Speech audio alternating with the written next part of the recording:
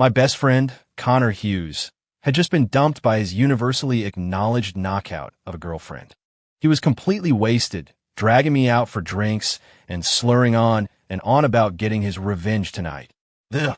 Result? Me, on my beat-up electric scooter, trying to haul his dead weight home on a silent back road when a Mercedes slammed into us from behind, sending us skidding for several yards. The screech of metal on pavement ripped through the night. The impact left my head spinning. Before I could even shake off the daze, I heard Connor, still draped over my back, mumble a single, slurred word. License plate. He struggled to lift his head, squinted at the car's hood ornament, and his eyes suddenly lit up. With a certainty he never possessed while sober, he announced, "See, opportunity knocks." Before the words even faded, he went rigid and toppled off the scooter like a sack of bricks, landing with a thud on the asphalt next to the Mercedes. A dreamy addendum floated into my ear. "Gonna get your revenge." My brain was buzzing. I had only one thought. Dude, this is your idea of revenge. It's a little extreme. Couldn't you have at least given me a heads up? As I froze, paralyzed, wondering whether to haul him up or just call 911, the rear door of the Mercedes slid open without a sound. A foot in a gleaming, high-heeled shoe planted itself firmly on the ground, followed by a tall, striking woman. The darkness outlined her slender silhouette, but she carried an aura of ice that instantly dropped the temperature. Under the halo of a streetlight, her features were sharp and exquisitely defined. Her gaze swept over me, a top-down assessment that radiated pure pressure. I swallowed hard, instinctively crouching down to violently shake the lump of drunken fool on the ground. "Connor, wake. Up, get up," I hissed. "You picked the wrong car to pull a scam. On. If you don't get up, I'm going to be the one who gets revenged." A shadow fell over me. I looked up from my crouch position and straight into her downward gaze. Her eyes were as sharp as ice picks, making my skin crawl. "Don't. Make me repeat myself." Her voice was low, laced with an authority that tolerated no argument, each word landing like a hammer on ice. Ma'am," I stammered, forcing myself to speak against the immense pressure, trying to explain this ridiculous misunderstanding. "We're not trying to pull anything. He's just really drunk." Before I could finish, I saw her elegant brow furrow slightly. She then gracefully knelt, leaning close to Connor and sniffing. A barely audible scoff escaped her lips, tinged with a sort of incredulous amusement. "Connor, he's learned to drown his sorrows." "What?" She knew Connor. Seeing the undisguised shock on my face, the formidable woman turned back to me, her tone reverting to a distant politeness. "My apologies. My driver wasn't paying attention. I'm Connor's sister, Victoria Hughes." Her voice remained cool, devoid of warmth. My mind went blank for a second. This stone-cold ice queen was my goofball roommate's actual sister, which meant I whipped my head around to look at the guy on the ground, lying next to my phone with its spiderweb cracked screen, still muttering something about how a rose can't live without its gardener. An indescribable feeling washed over me. Was this the bitter tear of a man whose imagination was limited by poverty, or the righteous fury of realizing your friend, who lives on instant ramen, is secretly loaded?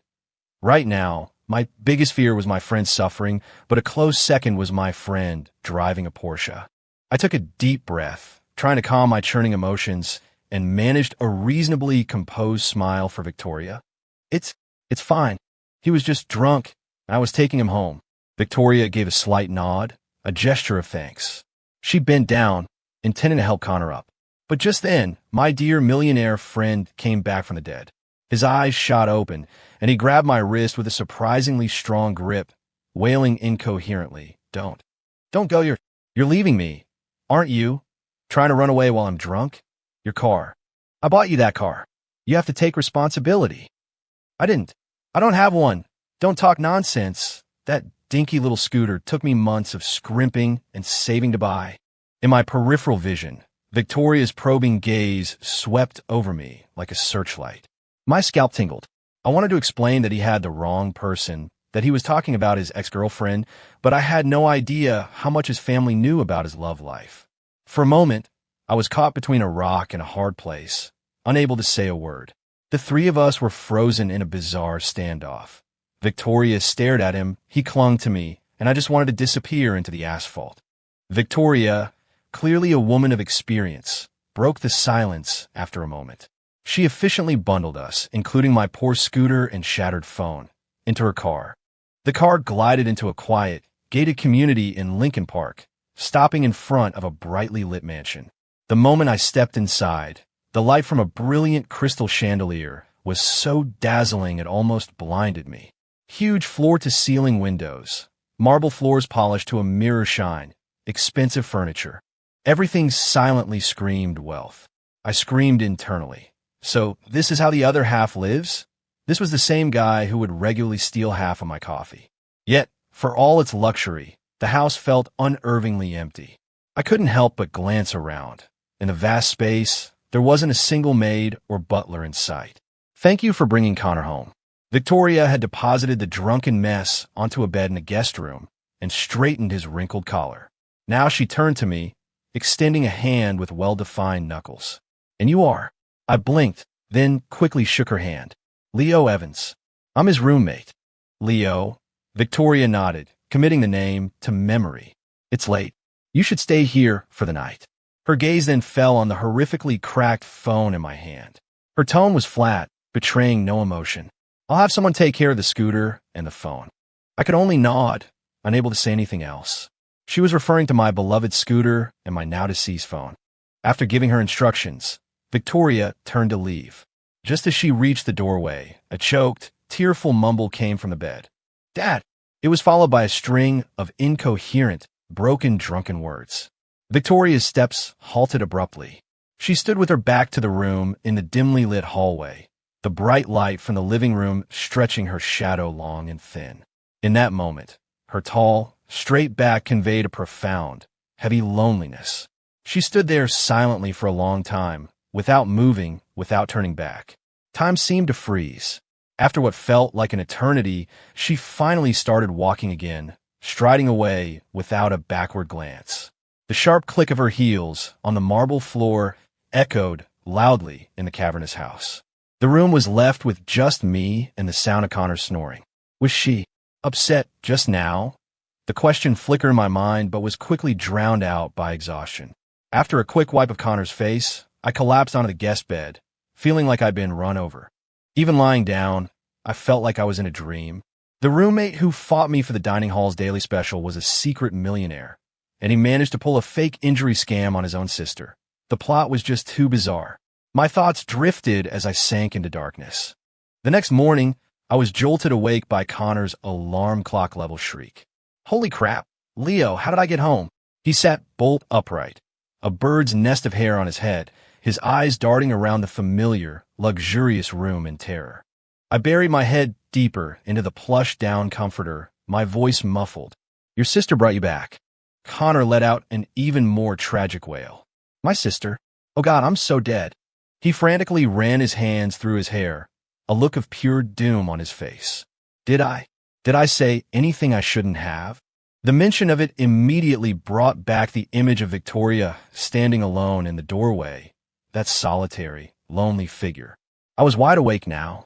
I sat up, looking at his frantic state, and couldn't help but smirk. What kind of anything are we talking about? Does the part where you were ready to die for your ex-girlfriend count? Connor's face flushed bright red. He buried his head in the blankets in despair, his voice muffled. Of course it counts. Could it get any more humiliating? My sister definitely heard me. Seeing how much it bothered him, I decided to tease him a little, drawing out my words. Oh, that. Well, I pretended to think hard. It wasn't just a little bit, Mr. Rose Gardner. Connor let out a howl and launched himself out of the covers to bite my arm. I quickly threw my hands up in surrender. Kidding. I heroically covered your mouth the whole time. You definitely didn't lose face in front of your sister. He finally breathed a sigh of relief, giving me a fist bump. My man, I owe you one. Then his tone shifted, and he pulled me out of the blankets. Hey, weren't you saying you didn't have a place to stay for the summer? You should just stay here with me. I stared at him shocked. Stay here? This was a development I hadn't anticipated. My original plan was to ask him if he wanted to split an apartment for our summer internships, since our offices were close, but now. Connor saw my hesitation and immediately switched to begging mode. Come on, don't worry about it. My sister's barely ever home. If you're not here, I'll be all alone in this huge house. It's so creepy, I'll be scared. He blinked his eyes, trying to squeeze out a few non-existent tears. Dude, that is some next-level humble bragging. Watching his over-the-top performance, I sighed. Is there no one else in your house, like a housekeeper or something? This place is so big you can hear an echo. Connor looked at me like it was the most obvious thing in the world. Nope. While I'm living on campus, it's just my sister here. She doesn't like having strangers in the house. He paused, then added, she barely even hires a cleaning service. That lonely figure in the hallway reappeared in my mind, starker than ever against the backdrop of this empty mansion. I shook my head, trying to dispel the image, and told him the truth. I can live anywhere, but doesn't your sister have to agree to it? Before the words were even out of my mouth, he sprang out of bed and started dragging me out of the room. We gotta hurry. She'll be leaving for the office soon. Connor pulled me so hard I stumbled, practically falling down the stairs behind him. In the dining room, Victoria was already seated at the head of the long table, a steaming cup of black coffee in front of her. She had changed into a sharply tailored dark pantsuit, her hair pulled back in a neat bun that exposed her smooth forehead and elegant jawline. She must have been waiting for a while. She looked up at us, her expression calm and unreadable, yet it carried an invisible weight. Connor sheepishly pulled me into a chair across from her. The second but hit the seat, Victoria's gaze swept over, cool as the morning air, her voice still holding a low, husky trace of sleep. Explain, she paused, her eyes landing on Connor. You've taken up binge drinking? Connor instantly sat up straight, like a schoolboy called on by the teacher, and let out a dry laugh. Haha, well, it's graduation season, you know? The sorrow of parting. A little social drinking, that's all. Victoria snorted, clearly not buying it. You're graduating this year? Her gaze shifted to me, a silent question. Connor started kicking me frantically under the table, his eyes screaming, help me. Me? Again. You couldn't prep me with a script? I cleared my throat, trying to keep a straight face as I started improvising. Yeah, the seniors in our lab were graduating. We're all tight, so we had a few too many. My voice was steady, but my palms were starting to sweat. Victoria's deep gaze rested on my face, as if equipped with an X-ray, trying to see through my clumsy lie. I forced a smile, my heart pounding against my ribs. Her presence was 10 times more intimidating than my notoriously strict high school dean. Just when I thought she was going to press further, Victoria looked away, picked up her knife and fork, and said in a tone as casual as discussing the weather, "Let's eat." It was as if the woman radiating a chilling aura moments ago had been a figment of my imagination. My heart had barely settled back into place when Connor, sitting next to me, couldn't wait to speak up. Shoveling a piece of fancy bacon into his mouth, he mumbled, "Sis, Leo doesn't have a place for the summer. Is it cool if he stays here with me?" The moment he finished, Victoria's gaze landed squarely on me again. It lingered for 2 seconds, scrutinizing, considering. I could practically hear my own heart speeding up. Finally, she gracefully picked up a napkin, dabbed her lips, and uttered a single, nonchalant word, "Fine." Then she added, "I have a big project at work, so I won't be back much for a while. Call me if you need anything." Under the table, Connor shot me a huge V for victory, a grin splitting his face. He didn't forget to flatter his sister. "Sis, did you know? Leo's like the genius of our dorm. He's been obsessed with astrophysics since he was a kid. He's completely devoted to it." He paused, adding for emphasis, "And that's physics, the devil's subject." Astrophysics was indeed a world away for most people. Everyone in our dorm was in a different field, but we were all working hard in our own directions. I was about to offer a modest denial when Victoria seemed to take a slight interest in the topic. She lifted her coffee cup and looked at me. Always been this passionate. I thought for a moment and decided to be honest. Not really. There was a time when it was pretty painful. I almost switched majors. Connor immediately chimed in with an admiring look. When Leo finds something painful, he just grits his teeth and pushes through until it becomes true love. Not like me. I study for a bit, then just give up and fail. He made an exaggerated, falling over gesture that made me laugh. Encouraged, Connor went into full-on reporter mode, holding a spoon to my mouth like a microphone. Here we go, Mr. Evans. Please share with our audience how you overcame all obstacles to finally fall in love with that demanding mistress, astrophysics. It wasn't a secret. I gathered my thoughts, trying to be concise. It's actually pretty cliche. I ran into this expert on an online forum back then. They gave me a lot of guidance, helped me get past my roadblocks, and I slowly found my passion for it again. Victoria nodded slightly, took a sip of coffee, and continued. And now? It's my life's calling. I answered without a shred of hesitation. I was half tempted to stand up and break into song. Connor nodded enthusiastically, as if to prove my point. He suddenly pulled my keys from his pocket and held up the small Pluto model keychain for Victoria to see. Look, he loves this stuff. Even his keychain is a planet. He sounded like a proud parent showing off his kid. The moment Connor held up the keychain, Victoria's hand, holding her coffee cup, paused almost imperceptibly. Her eyes locked onto the small, dark gray model of Pluto. Her expression grew incredibly complex, as if she were looking at something unbelievable, and her brow furrowed slightly. I looked at Connor, confused. He mouthed silently. Her new project might be astronomy-related. She gets into it. That keychain, Victoria said suddenly. Her voice seemed a little tighter than usual, even carrying a hint of suppressed excitement. Was it a gift from that expert you mentioned? Her gaze shifted from the keychain to my face, sharp and probing. How did you know? I blurted out, surprised. How could she have guessed that? Back in my freshman year, I used to lurk on this really niche physics forum, I explained. The expert, they drew a sketch of Pluto for me as encouragement. When I eventually stopped using the forum, I had someone turn the drawing into a 3D printed keychain. I've had it ever since. Thinking about it still made me feel a little nostalgic. Hearing this, Connor got even more excited, elbowing me playfully.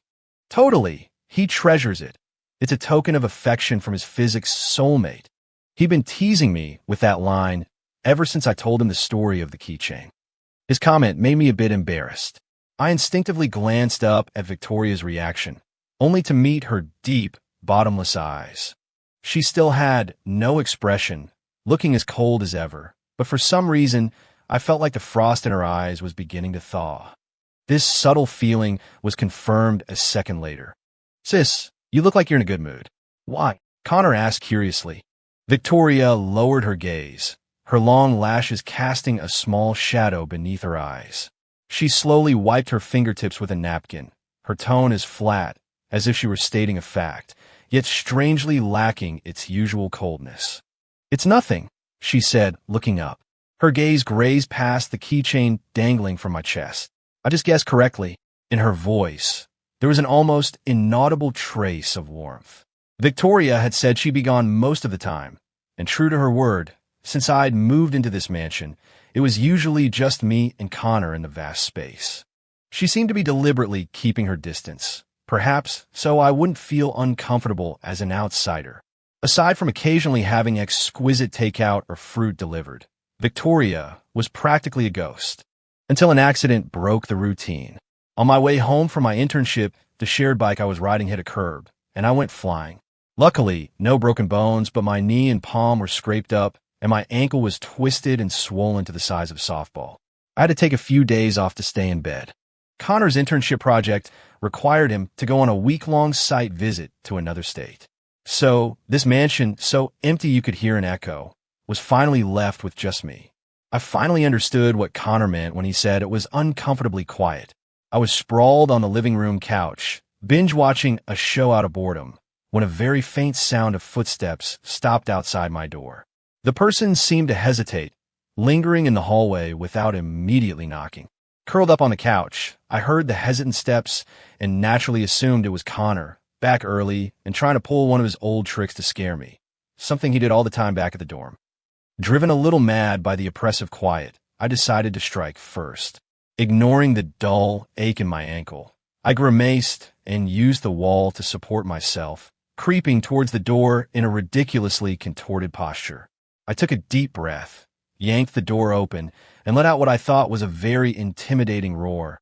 RAWR. Standing in the doorway, I was met with a pair of slightly stunned eyes. Victoria's hand was frozen in midair, raised to knock. The permanent eye sculpture expression on her face showed a rare crack, and I was half kneeling at the door in a comical failed tiger pounce pose.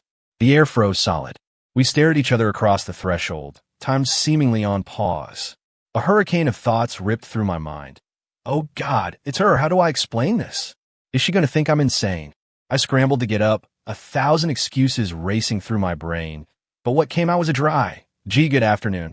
My nonsensical greeting clearly threw Victoria for a loop. Then, the faintest hint of a smile flickered across her eyes. Her low, pleasant voice came from above me, seemingly trembling with suppressed laughter. Yes, she cleared her throat, trying to maintain a steady tone. Good afternoon. I was so embarrassed my toes could have dug a 3-bedroom apartment out of the floor. Victoria tactfully broke the silence, holding up a bag in her other hand. Connor told me you were hurt. I was in the neighborhood and brought some medical supplies. Her tone had returned to its usual calm, as if that little ripple of amusement had never happened. Only then did I notice how tired she looked. Though her suit was still immaculate and her makeup flawless, there was a subtle weariness in her eyes, as if she had just rushed from some important meeting. Thank you. This is too much trouble. I quickly reached for the bag, but I moved too fast, forgetting I was disabled. My injured ankle couldn't take the weight, and I lost my balance, pitching forward. Twice. I made a fool of myself in front of the same woman in one day. I squeezed my eyes shut, bracing for another intimate encounter with the polished floor. The expected pain never came. A muffled grunt sounded next to my ear, and then a cool, crisp scent mixed with the faint aroma of coffee enveloped me. I snapped my eyes open and met Victoria's eternally calm gaze. Right now, those unflappable eyes clearly reflected my own panic, and her slightly furrowed brow seemed to be tinged with a hint of exasperation. Oh my God, I fell into her arms. Are you okay? Victoria asked, her voice low and close. Sorry, I'm so sorry, I babbled, scrambling to push myself off of her. But between my panic and the pain in my palms, I couldn't get any leverage. All my struggling only managed to shift me slightly in her arms. I wanted to die of my own stupidity. Just as I was turning beet red and about to try again, a barely audible sigh came from above me. Then a cool but strong hand firmly gripped my arm. Pardon me, she murmured, then carefully supported my waist, helping me slowly straighten up until I was steady on my feet. I was so awkward I didn't know where to put my hands or feet. I just pointed vaguely at a nearby patch of empty floor. I'm fine. You could just tell me over there. She gave a low, and said no more. Once I was stable, she quickly released her hand, her movements restrained and polite. As she looked down to smooth out the suit sleeve that had gotten rumpled from catching me, I snuck a glance at her profile. Morning light streamed through the huge window, clearly outlining the slight flush of her earlobe. That faint pink stood in stark contrast to her usual frosty demeanor, creating an almost surreal illusion. Holy! A shocking exclamation, like a clap of thunder, exploded from the entryway. I jumped, so startled I almost fell again. The hand on my arm instinctively tightened, pulling me a little closer to her side. Victoria, still supporting me, turned with me to face the source of the noise. In the doorway stood Connor, holding a canvas tote bag, his mouth agape wide enough to fit an egg. He was staring, horrified, at the three of us, me, Victoria, and Victoria's hand on my arm. The scene was incredibly strange. Oh my God! Connor's gaze darted between us, finally settling on my posture, which was practically leaning against Victoria. His expression shifted from shock to a kind of ecstatic glee, as if he had just stumbled upon the biggest gossip of the century. Am I interrupting something juicy? Of the three of us, the calmest was, surprisingly, Victoria. She met Connor's practically glowing eyes and slowly helped me to the sofa. Only after I was safely seated did she straighten up, smooth her sleeve, and state, as calmly as if commenting on the weather, he was about to fall. I helped him. Her gaze swept over Connor's face, which screamed, I don't believe you. Her eyebrow quirked almost imperceptibly. Is there a problem? Her powerful presence instantly dominated the room. Connor immediately snapped out of it, like a duck being strangled. He wiped the gossip-mongering look off his face and replaced it with a fawning smile. Nope, no problem at all. You helped him well. Very timely. Saved a roommate in distress. A true hero. I glanced up at Victoria and saw she had already put her Ice Queen mask back on, as if the person with the slightly flushed ears had been a figment of my imagination. Victoria seemed to sense my gaze and suddenly looked up. I didn't have time to look away, and my eyes crashed into her deep, ink-black pupils. I still couldn't read any emotion in them. The golden light of the setting sun streamed through the partially open door, hitting her profile just right, coating her in a warm glow. Damn! I hastily looked away, but my heart started pounding uncontrollably, a drumbeat against my ribs. Victoria ignored the expressive Connor and walked straight to the kitchen. I watched her roll up the sleeves of her expensive suit and skillfully tie on an apron, a little surprised. An Ice Queen CEO like her. Actually cooked? Connor had sidled up next to me at some point, a teasing smile on his face. He lowered his voice. Oh yeah, she's a great cook. What? Are you falling for her? I whipped my head around to meet his eyes, which were sparkling with an I-know-everything light, and realized with horror that I had just asked my question out loud. I quickly clapped a hand over my mouth, giving him a look that screamed, "Shut up." Connor's grin widened. He winked at me. Hey, my sister seems different with you. He was like a kid who'd stumbled upon a gold mine of gossip, his eyes shining with excitement. I put my head in my hands. It was an accident, a total accident. Connor shook his head, glancing at the slender figure busy in the kitchen. He lowered his voice. No, you don't know my sister. She's the type of person who never bothers to explain herself. She believes that those who get it, get it. But just now, she saw you looking flustered and actually took the initiative to explain what happened. He paused, adding mysteriously. And that look you two just shared. My sister was nervous. My heart skipped a beat. Nervous? How could you tell? You couldn't read a single thing on her face. Connor gave me an I've been there look and leaned in close.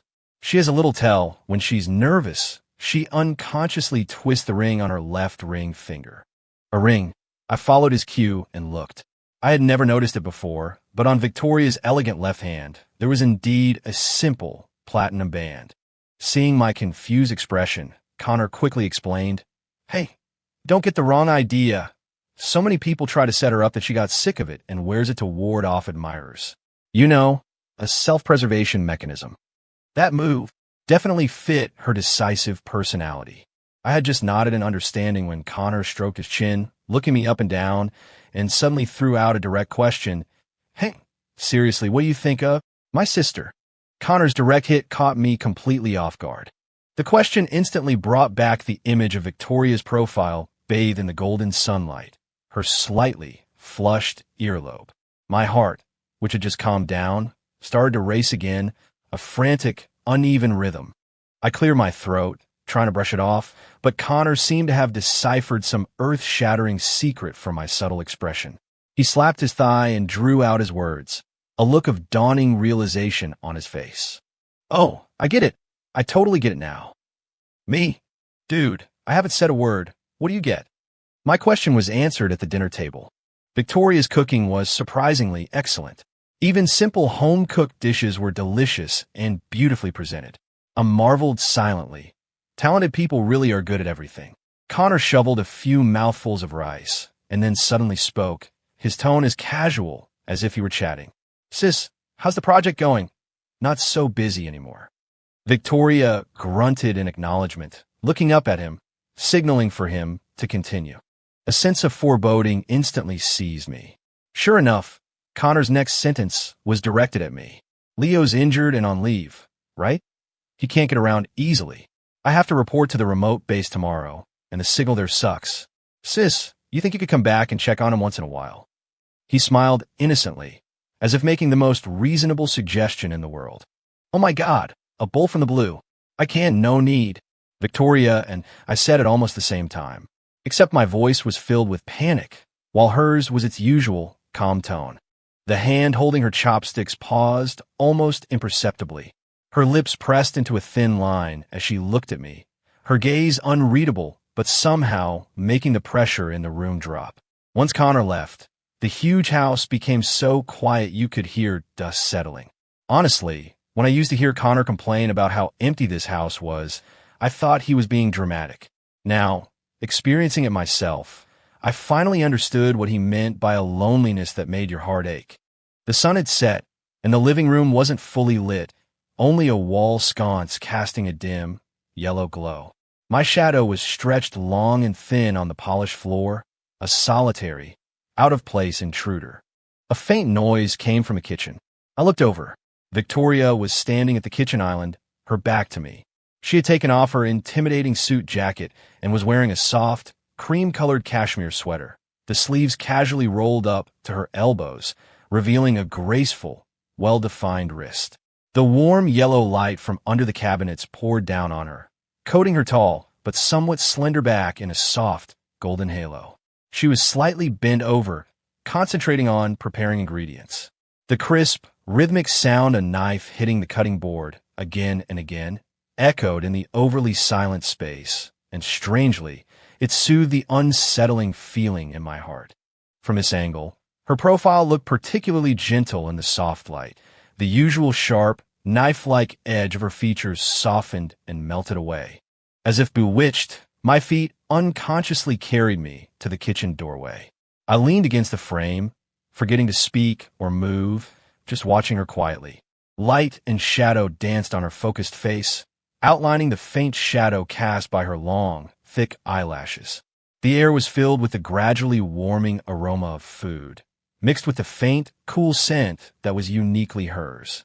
The peace of that moment was like a still life painting, so beautiful it felt wrong to break the spell. Just then, without any warning, she suddenly looked up. Our eyes met without obstruction. My heart skipped a beat, caught in the act of spying, my body frozen. We weren't close, but I could clearly see a flicker of surprise in her eyes, quickly replaced by a complex emotion I couldn't decipher. There seemed to be curiosity, confusion, and even a faint, almost imperceptible hint of a smile. The air froze for a few seconds. Ahem. Good afternoon, Ms. Hughes. My scalp tingled with embarrassment, my throat dry. I forced a smile and a lame greeting, my fingers unconsciously picking at the doorframe.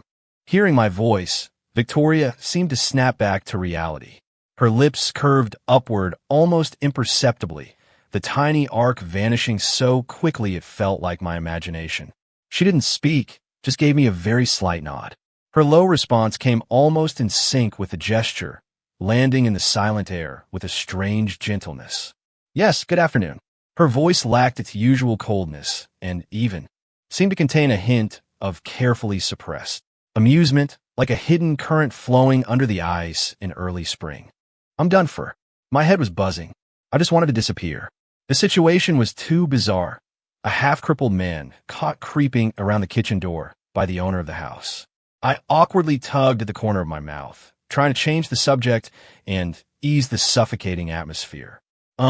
Need any help? No, she answered curtly, her gaze returning to the cutting board, as if to resume her work. But just as she looked down, her movement froze. Hiss, a very soft intake of breath. My heart tightened. I looked closer. A not too deep, not too shallow cut had been sliced into the tip of her left index finger by the sharp blade.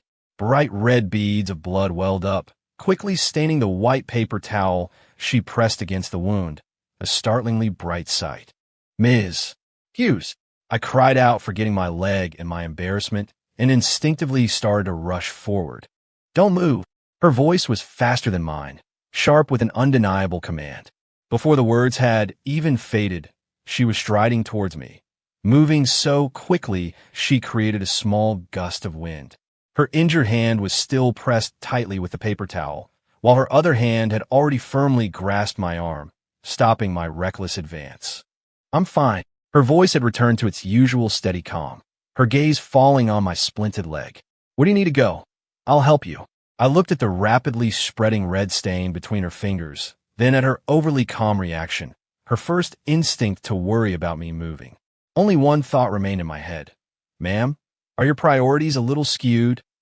You're worried about helping me at a time like this? The first aid kit.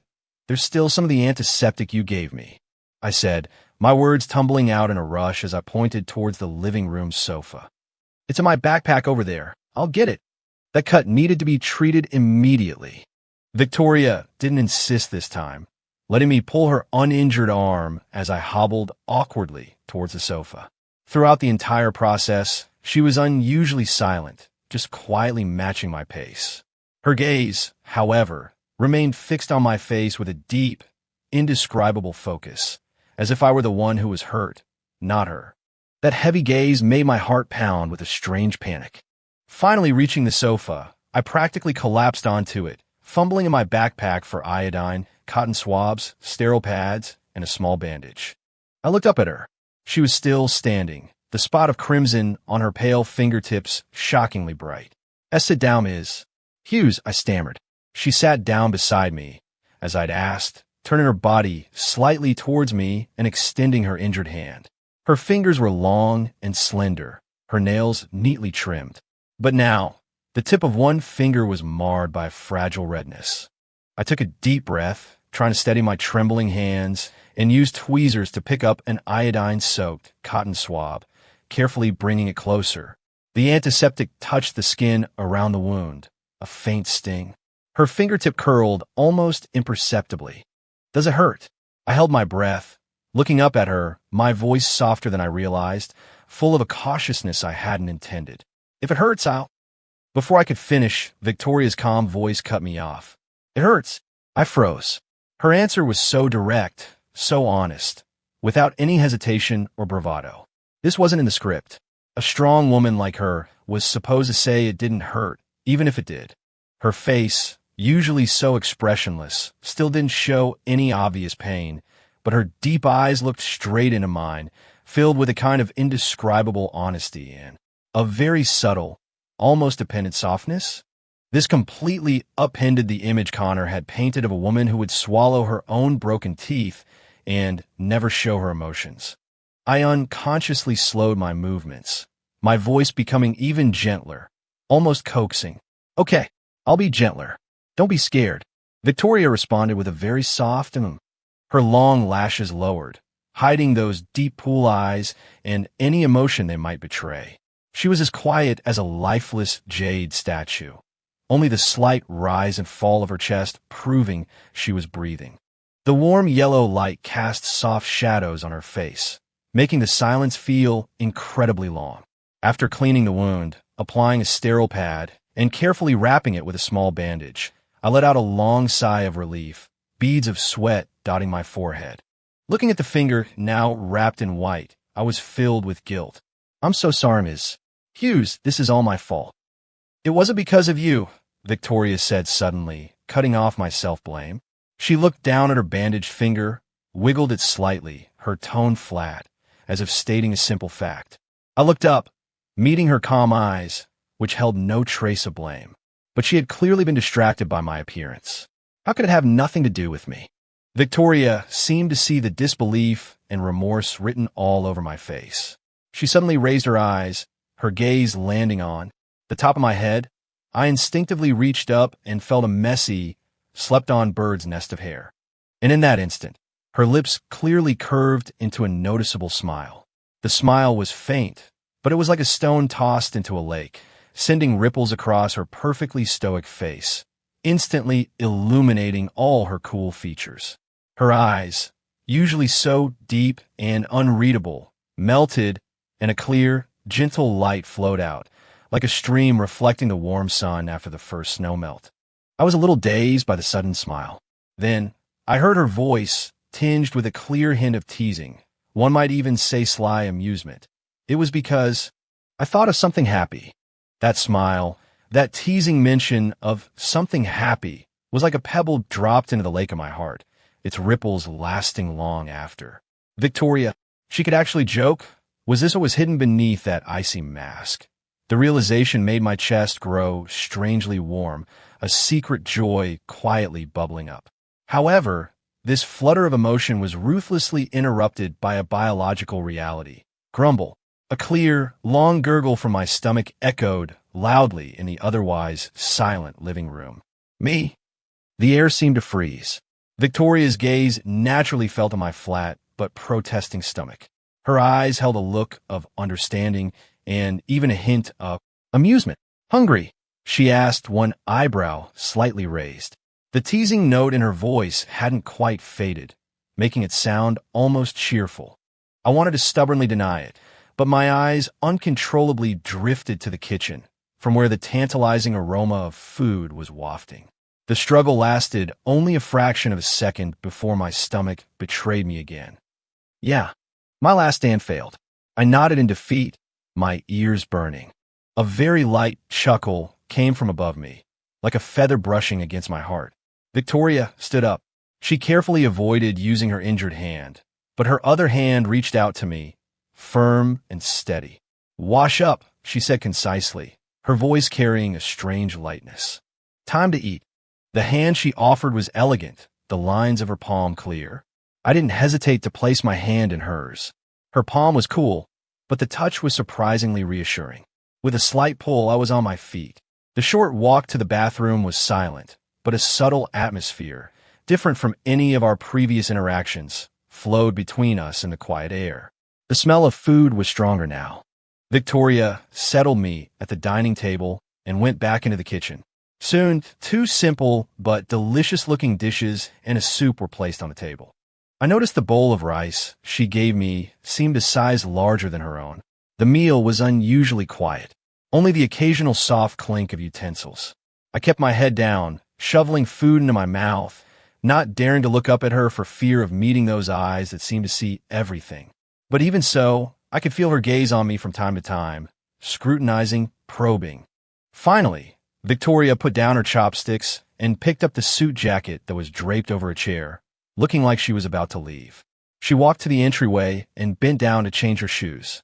The finger wrapped in the bandage looked a bit clumsy as she moved. A thought struck me, and I blurted out, "Hey, Ms. Hughes." The moment I said it, the title felt incredibly stiff and awkward after the atmosphere we'd just shared. "Victoria?" Too forward. "Sis, that was Connor's thing." I was stuck, frozen in place. Victoria paused, straightened up, and turned to look at me. She didn't rush me, just waited quietly, her expression calm, waiting for me to continue. The light in the entryway was dim, and her tall figure was silhouetted against it, her outline a little blurry. I took a deep breath, decided to ignore the naming dilemma, and just pointed at her hand. You're cut. Be careful with it. Don't get it wet, and don't strain it." Victoria followed my gaze to her injured finger and was silent for a few seconds. Then she looked up, her eyes meeting mine again. The backlighting made it hard to read her expression. I could only see her sharp jawline and slightly pursed lips. "Okay," she replied, her voice low, giving away little emotion. With that, she didn't linger, reaching out to open the door. The evening light streamed in, outlining her tall, straight profile. Just as the door was about to close, on some strange impulse, I slowly moved to the massive floor-to-ceiling window. Through the clear glass, I saw her walk towards the discreetly luxurious black sedan parked in the driveway. She reached the driver's side, but didn't get in immediately. She just stood there. Then I saw it clearly. She looked down, lifted the hand with the bandaged finger, and stared at it for a few seconds. And then she did something that made my heart stop. She tilted her head slightly and brought the bandaged fingertip gently, so quickly, to her own lips. A touch as light as a dragonfly on water. Kiss. The door closed completely, shutting out the outside world in that fleeting, dreamlike gesture. The last rays of the sunset were blocked by the heavy door, and the living room instantly darkened. I stood frozen, as if struck by silent lightning, my mind a complete blank except for the image of her fingertip touching her lips, replaying over and over. My heart, after a few seconds of silence, began to pound violently, uncontrollably, like a drum against my chest, making my ears ring until I felt dizzy. Damn, what does this mean? The car's headlights flashed on, and the engine started. The black sedan slowly pulled out of the driveway, merging into the deepening twilight of the city traffic, and quickly disappeared from view. Slowly, very slowly, I slid down to the cool wooden floor, my back against the cold glass of the window, trying to use the chill to cool my burning ears and cheeks. In the darkness, a dark blue tie she had left behind lay on the shoe-changing bench in the entryway, like a silent, curved moon. I'm screwed. I think my world just got turned upside down. Connor was gone for days. The huge house was fine during the day when I was at my internship, but when I came home at night, all that greeted me was an endless silence. The emptiness was like an invisible tide, slowly creeping up, silently flooding my ankles, then my knees, and finally my chest, pressing down on my breath. I had gotten used to the warm light from the kitchen, the faint scent of food in the air, Victoria's calm, "You're home." Now that it was suddenly gone, the stark contrast left me feeling lost. In the living room, only the wall sconce I'd switched on cast a small, dim yellow light. On the expensive dining table, exquisite takeout containers were neatly arranged, their lids perfectly sealed, sent by Victoria's assistant. No home-cooked warmth, just cold packaging. The smile that had instinctively formed on my lips froze, then silently fell. I dragged my feet to the sofa and threw myself into the soft leather, burying my face in a cushion and letting out a long, silent sigh. Connor, that jinx, was right. But he was wrong about one thing. The discomfort didn't come from the size of the house. It was because someone was missing. The next few days were a mechanical routine. Work, come home, stare blankly at the echoing living room, eat the delicious but somehow lacking takeout Victoria had sent. Occasionally, my phone would light up with a text from her, concise and to the point. Project meeting, will be late. Organizing documents. Don't wait up. Rest early. It's getting cold. Add a layer.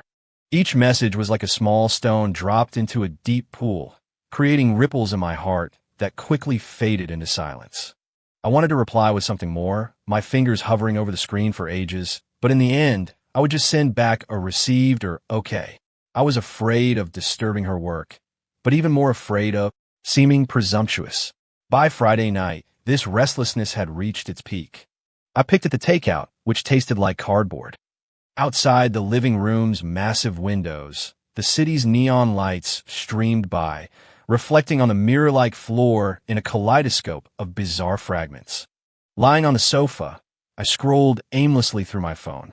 The science videos and funny clips that usually entertain me now felt completely flat. My mind was like a feather blown about by the wind, unable to settle. A strong urge to break this oppressive silence churned in my chest. Finally, with a resigned sigh, I tossed my phone aside and pulled a textbook thick enough to be a weapon from my backpack, an attempt to fill my overactive mind with complex physics formulas and cosmic models. Maybe the complicated gravitational field equations really did have a hypnotic effect, or maybe the accumulated anxiety of the past few days finally caught up with me. I ended up falling asleep, curled up in the corner of the sofa, clutching the brick-like book. My consciousness sank into darkness. I don't know how long passed before I jolted awake. My heart was still pounding erratically, my throat dry. I blinked blankly, my eyes focusing on the artistic clock on the wall, 2:30 in the morning.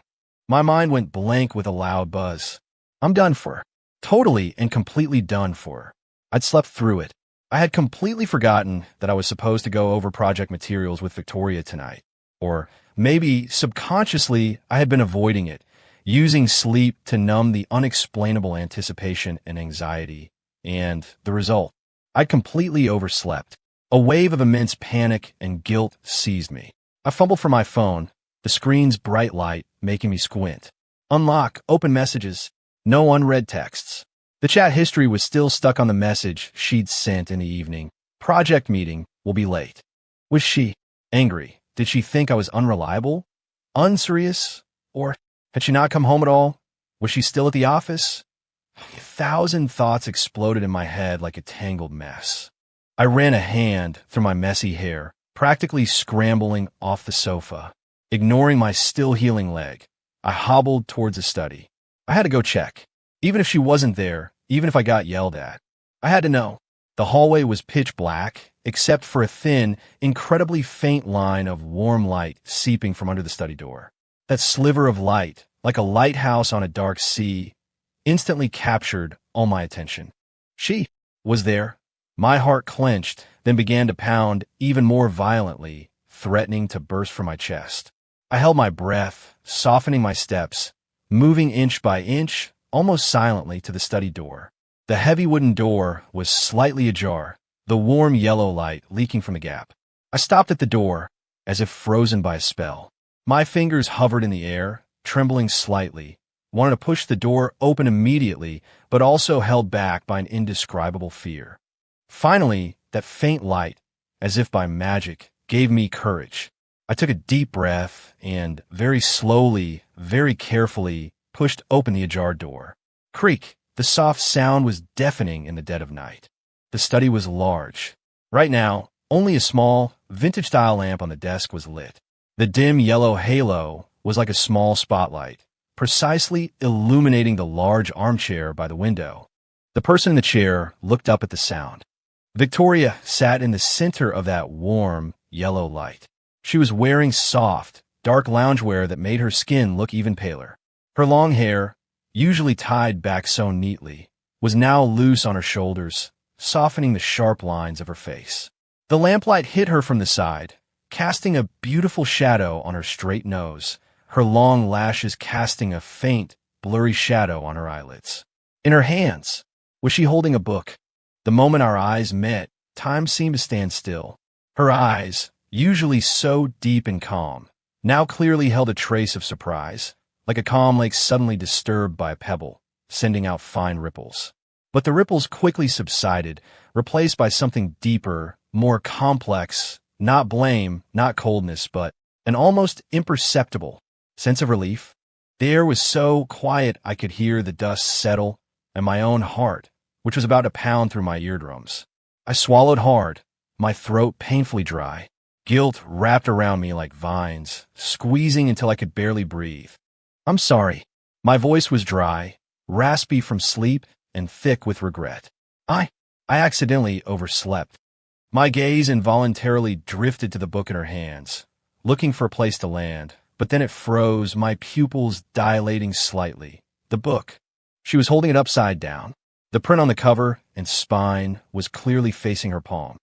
How long had she been sitting here just like that, holding an upside-down book?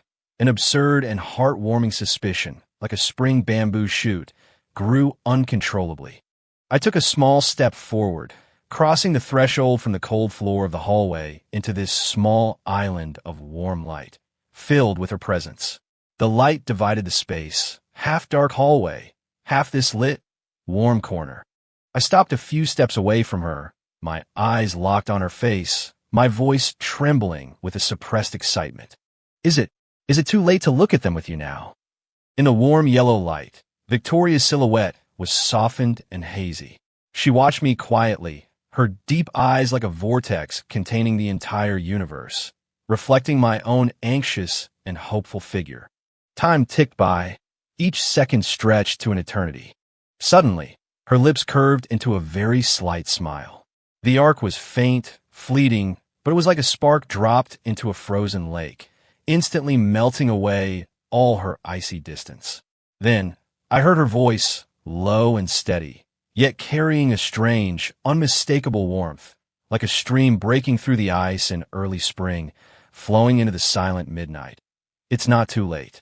The midnight study felt like an island floating on a sea of tranquility, with only the dim, stubborn glow of a single desk lamp. Victoria sat in the heart of that warm light, her sharp edges blurred by the soft glow. She looked at me and said, "It's not too late." Those 4 words, like pebbles dropped into a deep pool, sent ripples through my heart, carrying an indescribable sense of certainty. Almost instinctively, I wanted to dive into work to make up for my mistake. The files, I said, walking quickly towards the desk, trying to use activity to cover the surging tide of emotion and guilt in my heart. Send them over. I'll do the calculations. We can't delay. There are no files today. Victoria's voice came from behind me, calmly cutting me off. I stopped, turning back in surprise. None. That was impossible. She was sitting here, the light on, the computer. My gaze swept across the desk. Her silver laptop, which she never went anywhere without, was closed, its screen dark like a cold metal brick. The computer wasn't on. There were no open documents.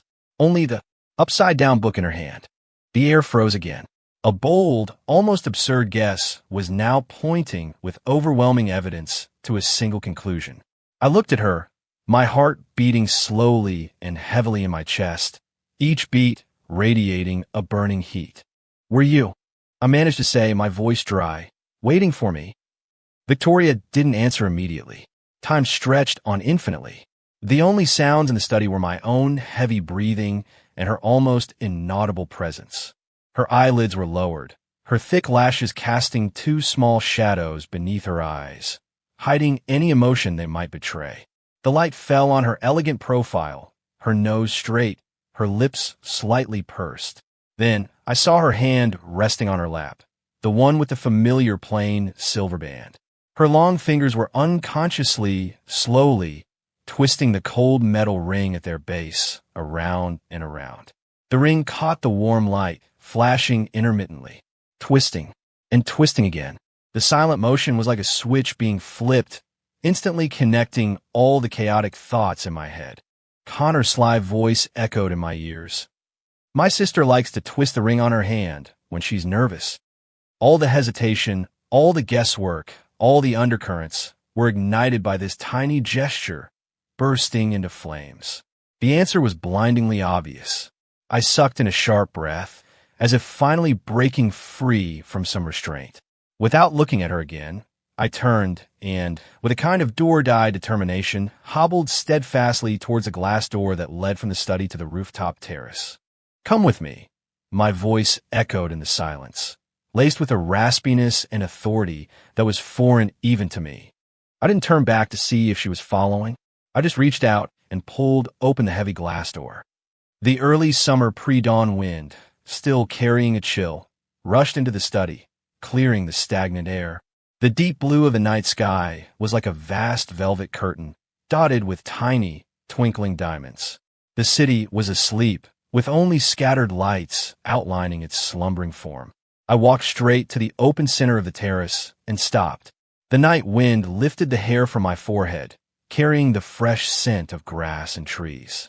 I looked up at the vast, boundless sea of stars, the emotions churning in my chest, threatening to burst from my throat. A few seconds later, I heard steady, soft footsteps behind me. She had followed. I closed my eyes, taking a deep breath of the cool air, trying to cool my boiling blood.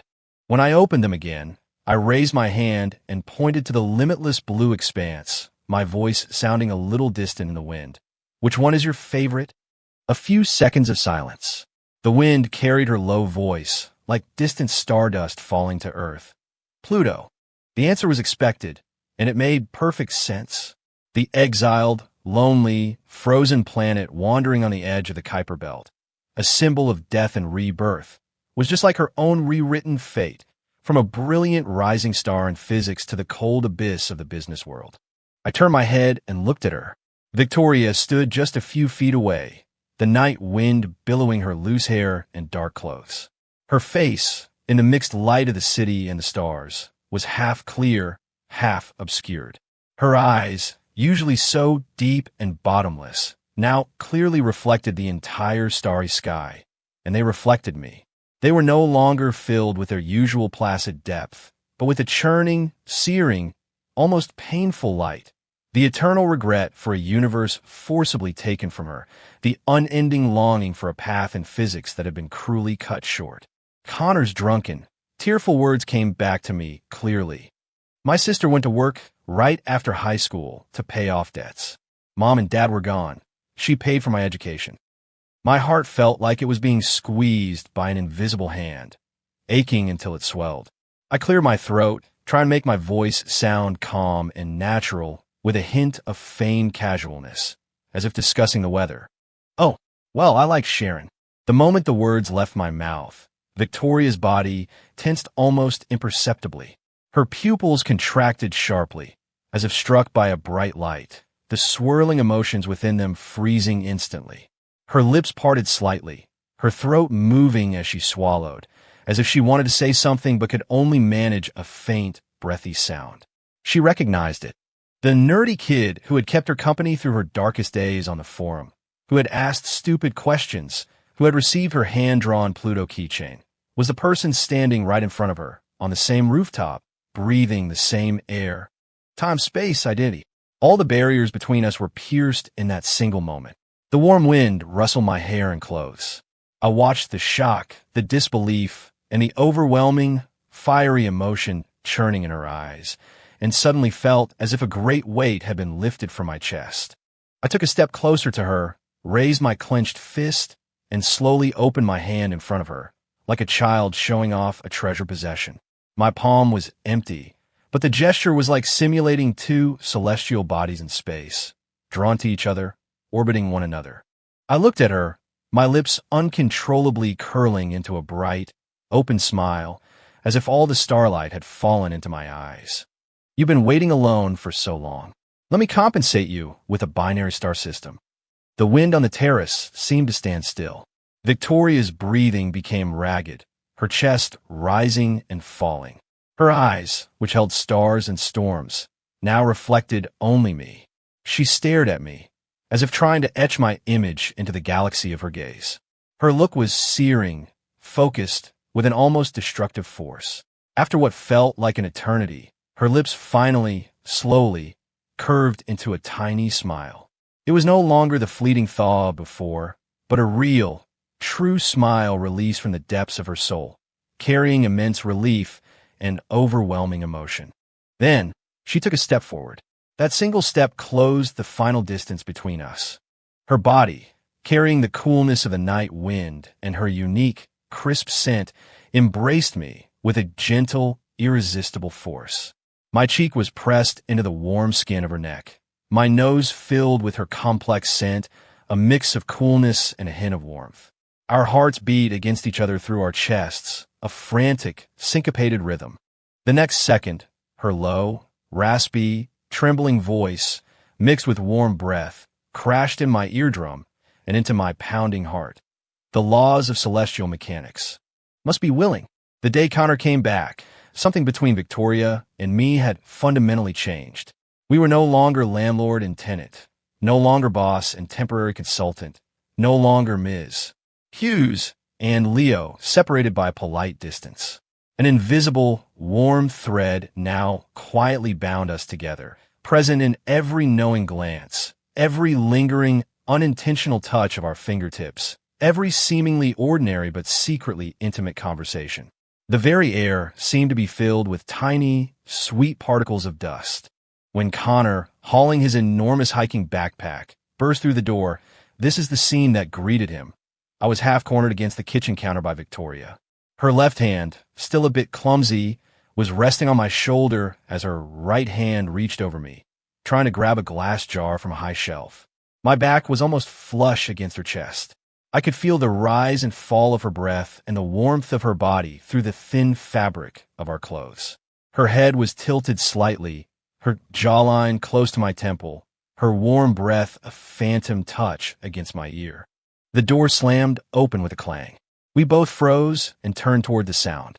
Connor stood like a statue, petrified, his mouth agape, his eyes wide with a mixture of shock, ecstasy, and the ultimate satisfaction of I knew my ship would sail. Surprise, he managed to choke out after a few seconds, his voice cracking with excitement. Victoria and I glanced at each other and simultaneously took a step back, creating a little distance. Her expression had already returned to its usual calm, but the faint blush at the base of her ears betrayed her discomfort. I coughed awkwardly, trying to hide my own embarrassment with a smile. "You're back. How was the sight?" Connor didn't answer. Like a groundhog sniffing out gossip, his eyes darted between us like searchlights, finally locking onto our ring fingers, where we each wore a simple but elegantly designed platinum band. "Holy crap," he gasped, pointing at us, his finger trembling with excitement. "Rings this fast. Are these promise rings?" Victoria shot him a cool glance, then calmly took down the glass jar, her voice flat. "Dinner's ready." Connor was momentarily silenced by her nonchalant tone, but the excitement on his face didn't fade. He sidled up to me, winking and lowering his voice. "Nice work, Leo. You're a dark horse. Come on, spill the details. How did you conquer my Ice Queen sister?" I didn't know whether to laugh or cry at his gossip-monger's dream come true expression. I could only mumble, "It just happened naturally." TCH, no fun. Connor pouted, but he clearly wasn't going to let me off the hook, trailing behind me like a buzzing bee. This sweet but burdensome being watched feeling lasted for several days, until it was shattered one weekend afternoon.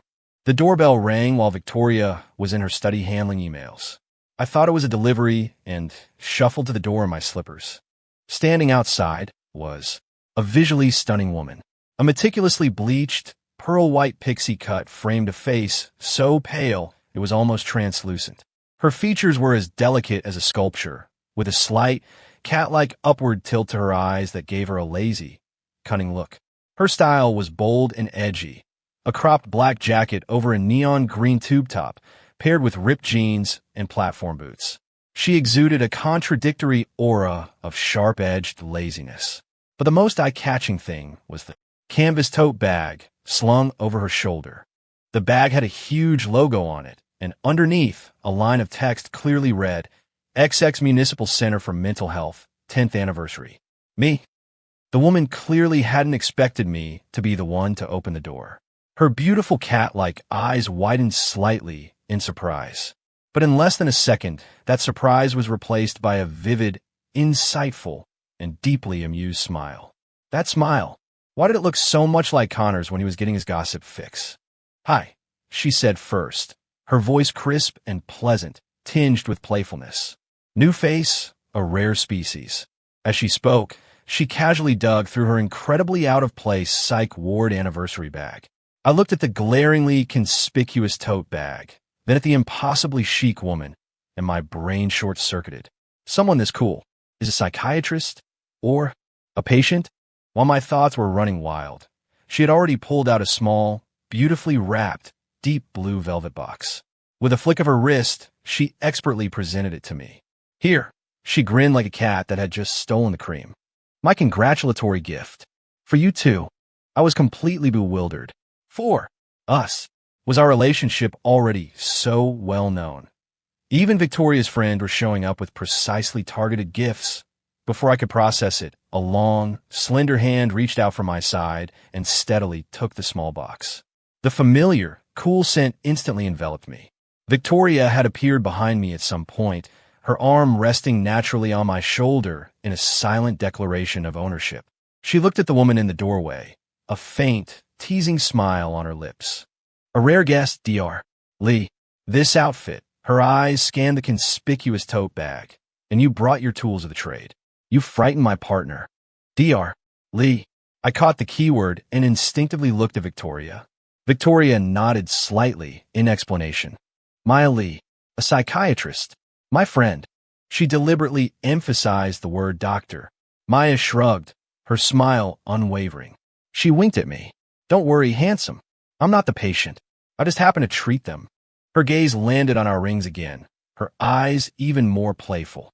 "TSK. So these are the ones? They look much better in person than in the photos." Before I could even digest this information overload, Maya had already squeezed past me, complaining to Victoria as she walked. "V, you're really good at keeping secrets.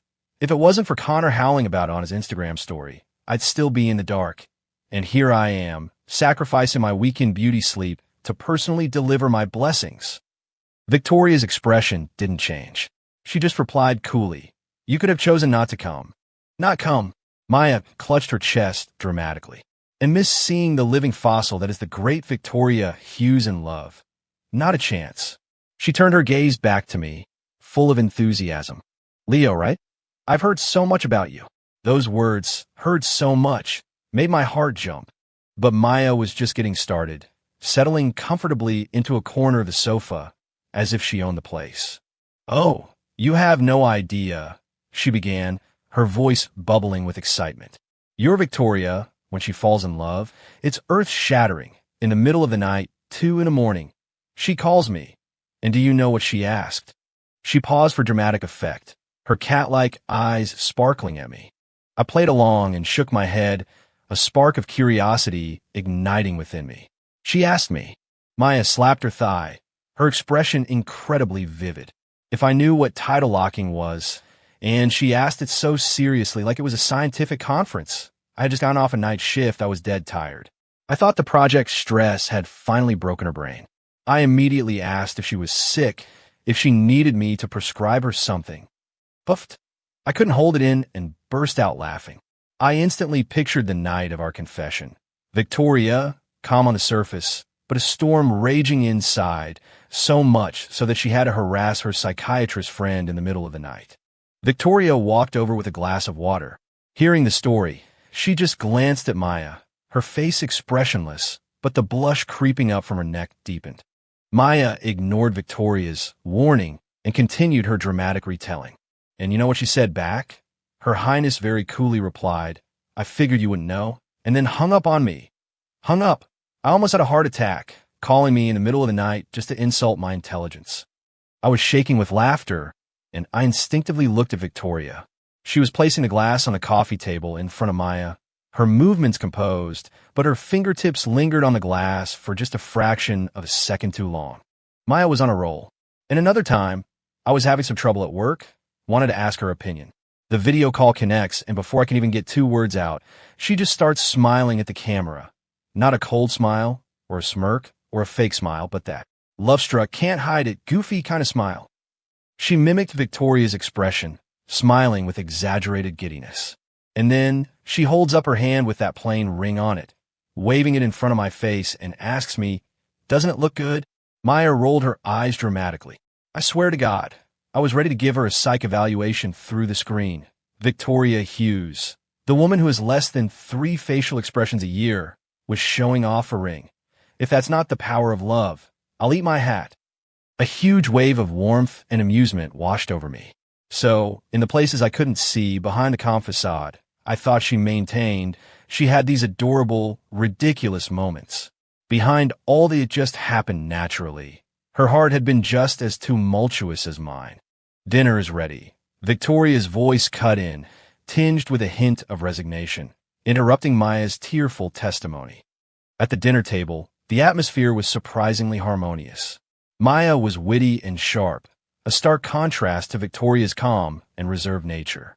Though they often teased and sniped at each other, it was clear they were old friends who had known each other for years and trusted each other completely.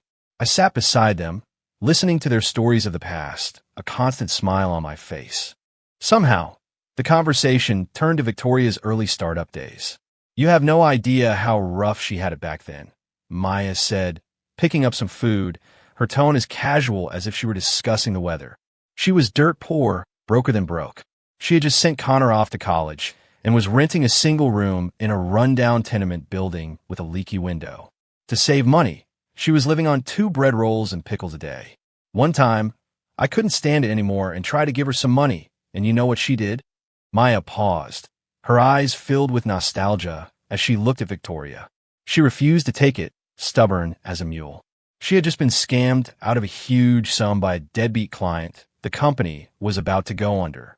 I thought she was done for, but then one day, her voice trailed off. Her gaze unintentionally swept over my keys, which I had placed on a corner of the table. On the keychain was the worn, but still clearly recognizable Pluto model.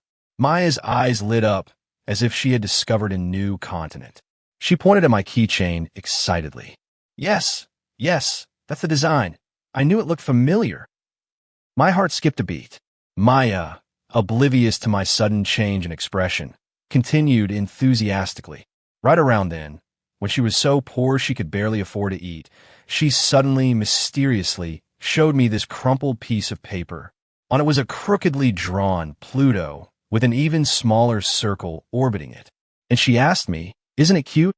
Her voice was filled with a sense of disbelief. I was totally baffled. I thought, has this woman finally cracked under the pressure? And you know what she said? She said, "Doesn't it look like a little kid? Clumsy, but trying so hard." Maya shrugged, taking a sip of her drink. And then, with that same weird energy, she somehow managed to get back on her feet. Isn't that wild? The sounds around me seemed to fade away. All I could hear was the sound of my own heart, beating louder and faster, like a frantic drum against my eardrums. I stiffly, slowly, turned my head to look at Victoria, who was sitting next to me. She was looking at me, too. Her deep eyes were swirling with complex emotions. The embarrassment of being caught, the relief of a long-held secret finally being exposed, and a subtle, cautious anticipation and nervousness. Her hand, under the table, was unconsciously, rapidly twisting the ring on her finger.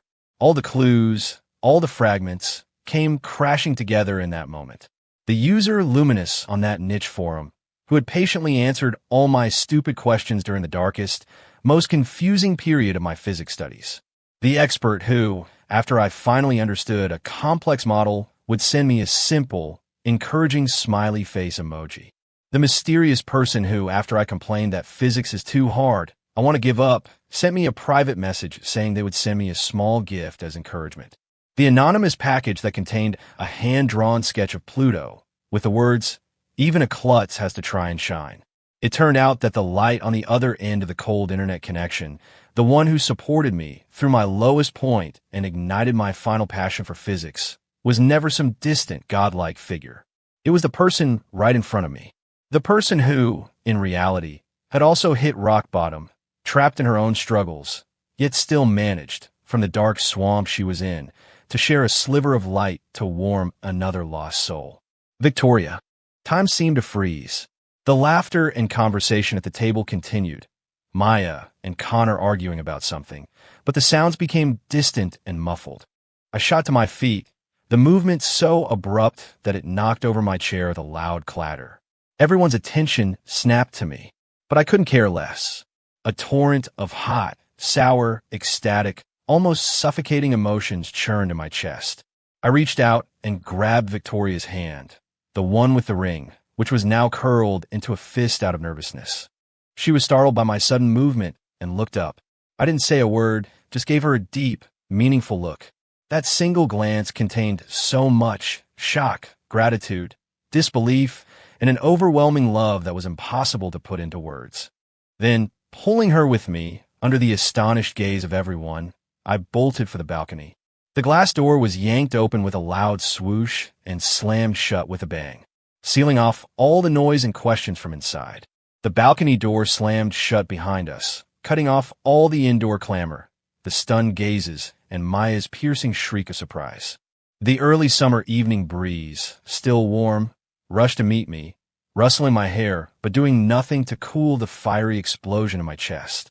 My lungs felt like they were filled with a searing nebula, expanding, churning, a mix of bittersweet joy and incredulous shock. I gripped Victoria's wrist tightly. The delicate bone was hot against my palm, her pulse racing, a frantic, heavy beat that I could feel in my own fingertips. It was like two rogue stars vibrating wildly on the edge of gravitational collapse. I spun around to face her. I had practically dragged her to the center of the balcony, and she was still a little unsteady on her feet. She was breathing hard, the mask of calm she usually wore now completely shattered, leaving only the raw shock of being exposed, a hint of embarrassment at having her secret revealed, and, in the depths of her eyes, a surging tide of nervousness and anticipation she could no longer hide. Those eyes, which usually seemed to contain the vast expanse of the universe, now only reflected my own face, somewhat distorted with excitement and magnified. Luminous. My voice was a shredded mess, like it had been scraped with sandpaper, each syllable trembling with a scalding heat. The username on the forum, Luminous, was that you? The name of the person who, in the deepest, most confusing pit of my physics journey, had been a stubborn beam of light illuminating my path time and time again. The one who, when I couldn't solve a problem and felt like smashing my keyboard in frustration, would cut through the fog with the most concise, precise formula. The one who, after I posted late at night complaining that physics is too hard, I want to quit, messaged me privately for the first time, saying, "Hang in there. Even a klutz has to try and shine." All the fragments of memory, like stardust pulled by gravity, shot through the barrier of time with crystal clarity, crashing into my mind. The hand-drawn sketch of Pluto I had treasured for years, now worn and soft. The clumsy yet tender words written in the margin. Doesn't it look like a little kid? Clumsy, but trying so hard. It turned out that it was never some distant, anonymous encouragement. That light had been beside me all along, on the other side of a cold data cable. And now, in the tangible, real world, With her own bruised shoulders, on the verge of her own crumbling abyss, she had painstakingly shared a sliver of light to illuminate another clumsy fool fumbling in the dark. It was her. From the very beginning, it was always her. Victoria's body gave a nearly imperceptible shudder. She didn't speak, just looked at me. Her deep, pool-like eyes were a vortex of emotions too complex to name. The awkwardness of being suddenly exposed, the helplessness of having a deeply buried softness dragged into the light, the bitter memory of past hardships. But in the end, all those emotions were overtaken by something stronger, an almost all-or-nothing confession. She took a shallow breath, as if finally breaking free from a heavy chain. Then, very slowly, but with unshakable certainty, she nodded. That single, slight movement was like the singularity at the dawn of the universe, instantly detonating the flood of emotions dammed up inside me. Victoria. I couldn't control it anymore. The name burst from my lips in a sob, my vision instantly blurring. An immense, aching tenderness and a surging love, like an out-of-control gravitational wave, swept away all my reason. I threw my arms open and pulled her into a fierce embrace, so tight it felt like I was trying to merge her into my very bones. Her body was rigid for a split second, then melted like ice, going completely soft against me. She didn't resist. Instead, she wrapped her free arm around my back, holding on just as tightly. Her arm was locked around me with a desperate, almost lost and found force, as if trying to reclaim all the missed light years in that one moment. My face was buried in the warm skin of her neck, my senses filled with her scent, crisp and warm, with a faint, underlying trace of ink and old paper, something sealed away in memory. Tears I hadn't seen coming streamed down my face, the hot liquid instantly soaking the fabric on her shoulder. Why? My voice was muffled against her neck, broken and thick with tears. Why back then? When you were? The rest of the words caught in my throat, impossible to say.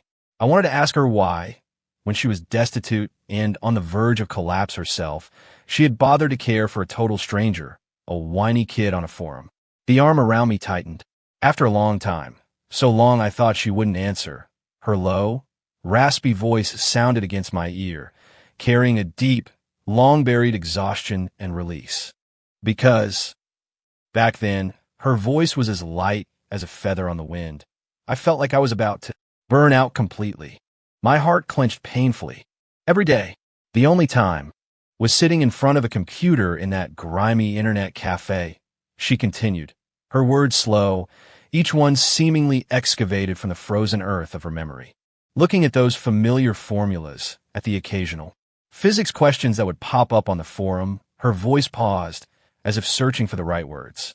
Finally, a single, incredibly soft word slipped out.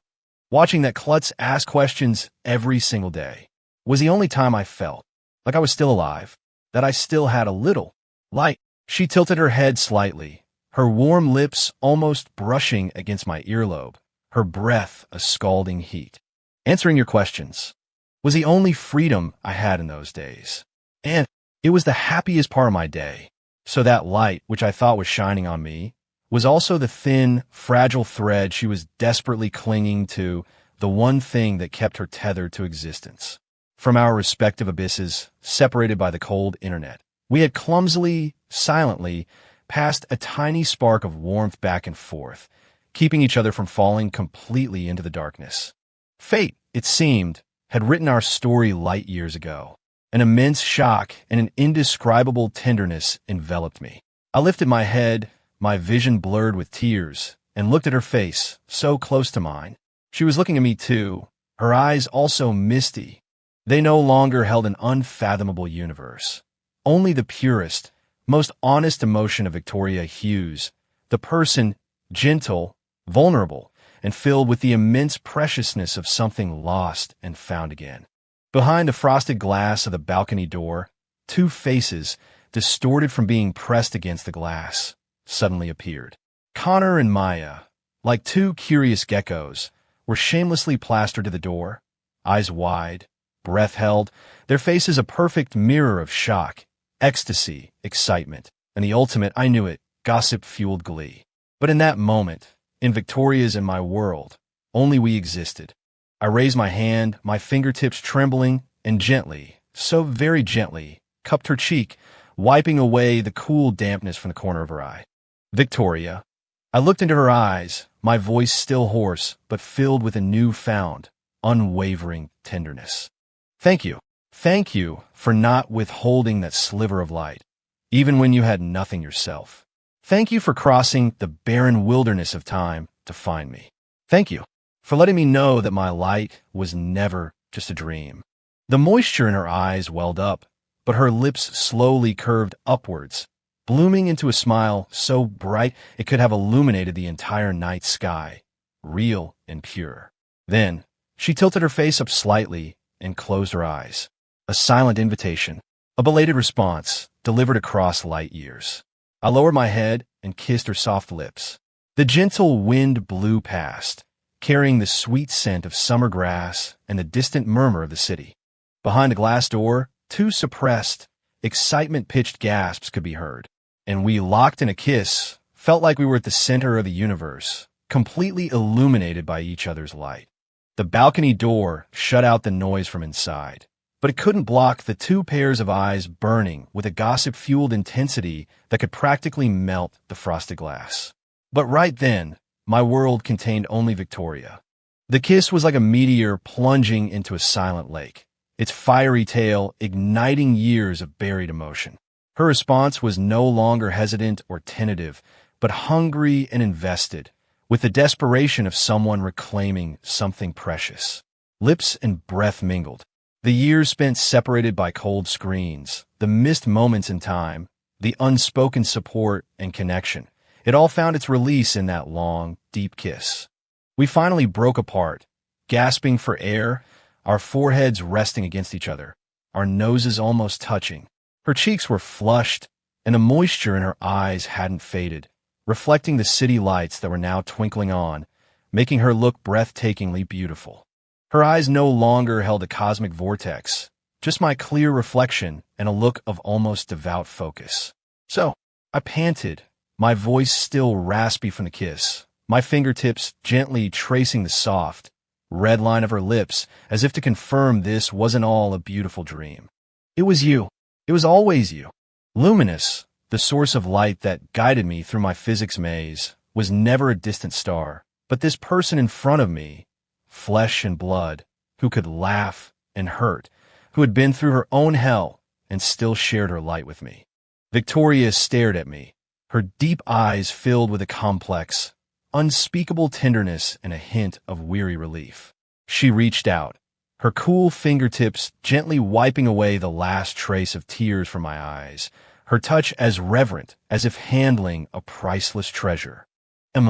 She hummed, her voice just as hoarse, laced with the sigh of someone who had survived a great ordeal.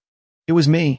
She paused, as if ready to finally close the book on her heavy past, and forced her lips into a small but exceptionally bright smile. And now, I've finally found you. Found each other. Found the point across time and space where we had held each other up. And just then, thump. Ouch. Ha ha. Two voices, clearly trying and failing to suppress laughter, one of them culminating in what sounded like a head hitting the glass door, came from outside. The romantic atmosphere shattered instantly. Victoria and I both froze, turning to look at the frosted glass door. Two faces were squashed flat against it. Connor, grimacing and rubbing his forehead, and Maya, covering her mouth, her shoulders shaking with uncontrollable laughter. The blush on Victoria's face deepened, spreading to the tips of her ears. The tender look in her eyes instantly turned to ice, and she shot a glare sharp enough to kill towards the door. Ahem! I cleared my throat, unable to stop a smile from spreading across my face. The last vestiges of pain and heaviness in my heart were washed away by the sudden comedy. I took Victoria's hand and pushed open the balcony door. Whoa there! As the door opened, Connor, who had been leaning against it, nearly pitched forward, saved only by Maya's quick reflexes. Tisk, TSK, Maya said, steadying herself. She immediately stood up straight, crossing her arms, her cat-like eyes glinting with extreme mischief as she looked back and forth between our obviously swollen lips and intertwined hands. "Pardon the intrusion, Ms. Hughes. Leo, please continue. Just pretend Connor and I are part of the scenery." She said it, but she didn't move an inch, her grin as wide as a fox that had just raided the henhouse. Victoria gave her a cold glance, but didn't say anything, just tightened her grip on my hand and led me straight past the two jesters into the house. Connor, still rubbing his red forehead, sidled up to my other side, his voice a low, excited hiss, spittle flying. "Holy crap, Leo, you're a legend. You actually did it. You got my sister. Quick, tell me everything. When did this happen? Why were you crying? Were you moved by my sister's story? I told you so." "Shut up," Victoria said without turning around, her voice like ice. Connor immediately zipped his lips, but the fire of gossip still burned brightly in his eyes. Back in the living room, the atmosphere was completely different. The air was thick with a delicate, unspoken mixture of sweetness and awkwardness.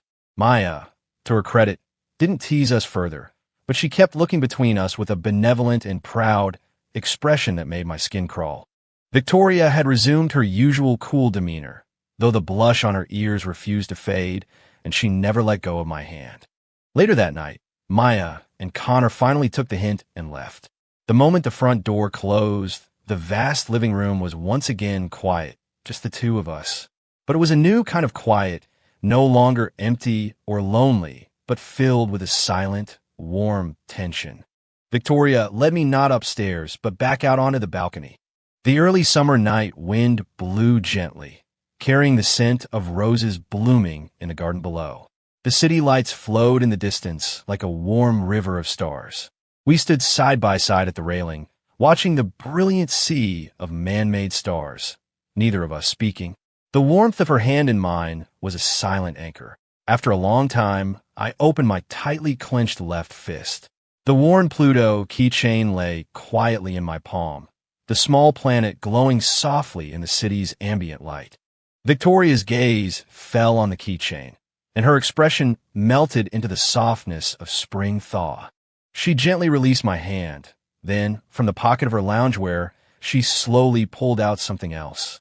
A piece of paper, carefully flattened, its edges yellowed and soft with age. On it was the pencil sketch of Pluto, a little childish but full of emotion.